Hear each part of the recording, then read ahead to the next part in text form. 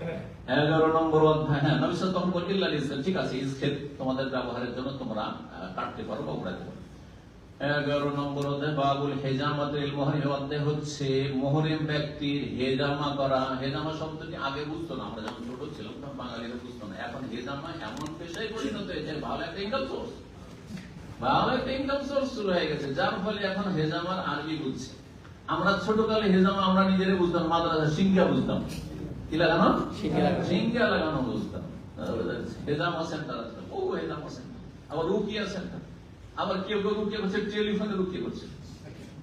আসেন rookie Saudi আরবে, আর বাংলাদেশ থেকে টেলিফোনে মোবাইলে রুকিয়া করছে। এইসব ধর্ম ব্যবসায়ী, ধর্ম ব্যবসায়ী মাদার পূজারীদের মধ্যে কথা বোঝা গেছে। এই যে কোরআন খানি করে বক্সানো 40-40 করে যারা পেট ব্যবসা করছে, এদের মধ্যে মেলাদ টিলাদ করে ঠিক ওইরকম এরা ধর্ম ব্যবসায়ী, সতর্ক সাবধান।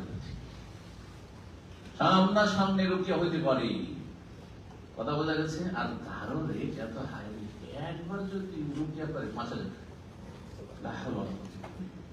চিন্তা করুন, চিন্তা করুন। যার ফলে আর কোনো কিছু ফিরি নেই।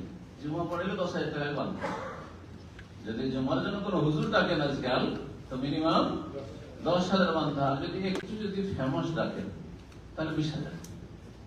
সব কিছু ব্যবসা কেন শুরু হয়েছে, আল্লাহ বল।